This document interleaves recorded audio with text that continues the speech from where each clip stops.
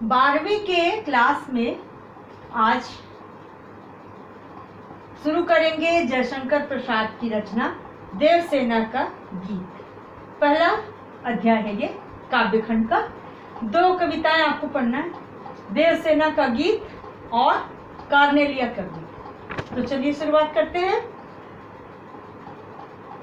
आह वेदना मिली विदाई, आह वेदना मिली विदाई, मैंने भ्रमवश जीवन संचित मधुकरियों की भीख लुटाई। देवसेना का गीत जयशंकर प्रसाद की रचना स्कंदगुप्त से लिया गया है। यह एक नाटक है।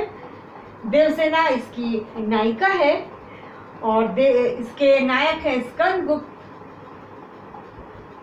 नाटक के अंत में स्कंदगुप्त देवसेना के सामने विवाह का प्रस्ताव रखते हैं, जिसे वह व्यथित मन से ठुकरा देती है और उसके बाद उसकी मनोदशा कैसी है यह दिखलाने का प्रयास जयशंकर प्रसाद जी ने किया है। आह वेदना मिली विदाई, देवसेना कहती है इस जीवन के अंतिम बेला में मुझे वेदना ही वेदना मिली है। विदाई के रूप में क्या मिला है? तो वेदना ही मिली है। अपने इस दुख को वो किस प्रकार व्यक्त करती है? आह, आह सूचक है उसकी वेदना का। आह वेदना मिली विदाई, जीवन के इस अंतिम समय में विदाई के रूप में उसे क्या मिली? तो वेदना मिली। मैंने भ्रमवश जीवन संचित मधुकरियों की भीख लुटाई। देवसेना कहती है मैंने अपने जीवन में जिन भावनाओं को, वो चाहे भ्रम में या किसी तरह से, जिन भावनाओं को मैंने संचित कर लिया। कहने का अर्थ है स्कंदगुप्त के साथ अपने संबंधों को वह बतलाना चाहती है कि उसके साथ किस तरह की भावनाएं, वह संचित भावनाएं जो आज पूरी तरह से नष्ट हो चुका है, उसे जिन भावनाओं को मैंने आज तक संजो कर रखा था, उसे मैं आज भीख के रूप में लुटा रही हूँ। आज जिन भावनाओं को मैंने भ्रमरी की तरह, मधुकरी का अर्थ है भ्रमरी, जिन संचित भावनाओं को मैंने भ्रमरी की तरह अपने जीवन में संजो कर रखा था, आज वह मैं भीख के रूप में उसे लुटा रही हूँ।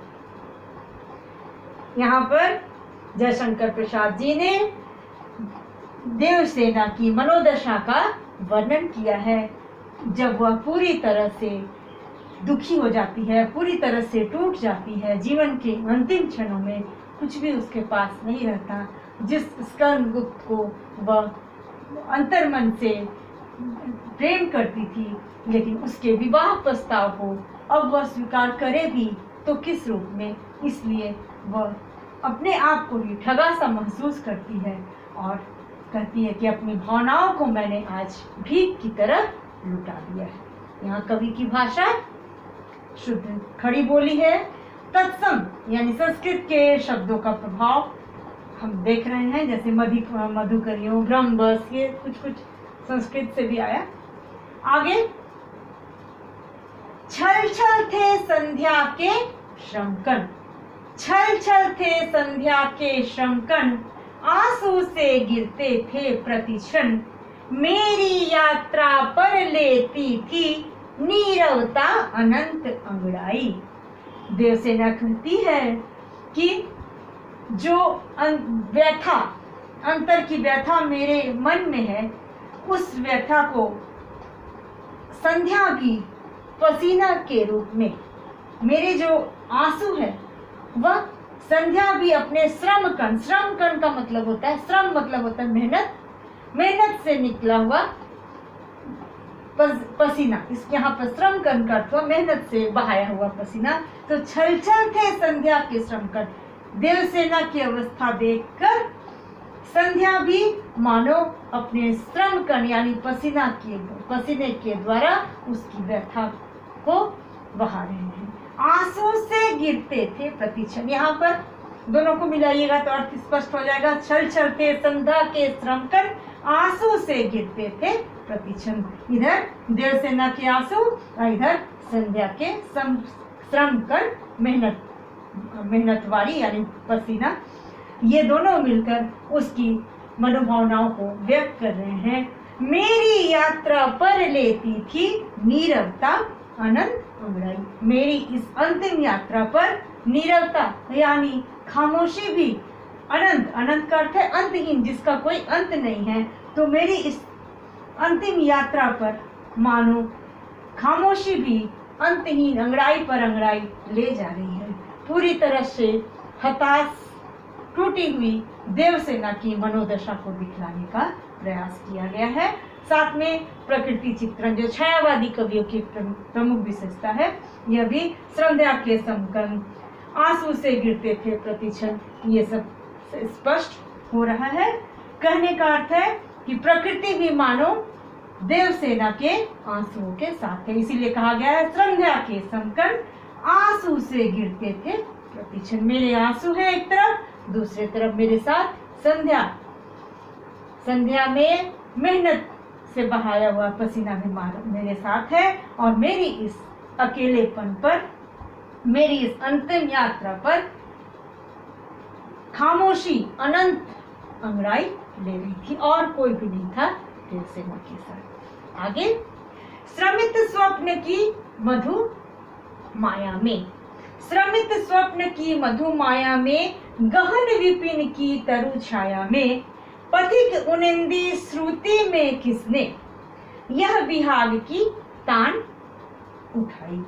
श्रमित स्वप्न की मधु माया में जो मैंने स्वप्न संजोया था, वह स्वप्न भी अब थक गए हैं, लेकिन उसकी मधु माया यानी मधुर मोह अभी भी मेरे हृदय में जो क्या तो बना हुआ है।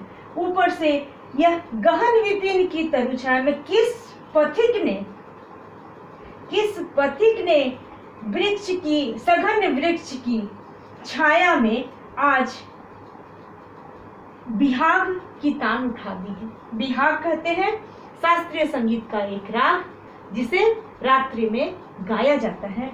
तो एक तो देवसेना अत्यंत दुखी है, अपने मधुर थके हुए सपनों को वह भूल नहीं पाती है। उसकी मधुर स्मृतियां, मधुर माया, मधुर मोह अभी तक उसके हृदय में जो क्या तो संजया हुआ है। ऊपर से किसी पथिक ने अभी तरु छाया में, पेड़ों की तरु छाया में, तरु मतलब यहाँ पर है वृक्ष, उनिंदी नींद से बोझिल, एक तो नींद से बोझिल, ऊपर से किसने यह बिहाग राग को छेड़ दिया है जो उसकी पीड़ा को और भी अधिक बढ़ा रहा है। इस प्रकार देवसेना के मनोदशा का वर्णन जयशंकर प्रसाद ने किया है। इसमें खड़ी बोली तो है, लेकिन संस्कृत के शब्दों का, तत्सम शब्दों का प्रयोग भी हुआ है। देवसेना के साथ मानो संपूर्ण प्रकृति रो रही है, यह छायावादी कवियों की एक प्रमुख विशेषता है। प्रकृति मानो उसके साथ, प्रकृति के प्रति आत्मीयतापूर्ण दृष्टिकोण छायावादी कवियों की एक प्रमुख विशेषता है। तो देवसेना के गीत में यह विशेषता हमें दिखलाई पड़ती है, मानो संपूर्ण प्रकृति देवसेना के आंसुओं के साथ है, देवसेना के दुख में उसके साथ है। आशा है इतना आप समझ गए होंगे।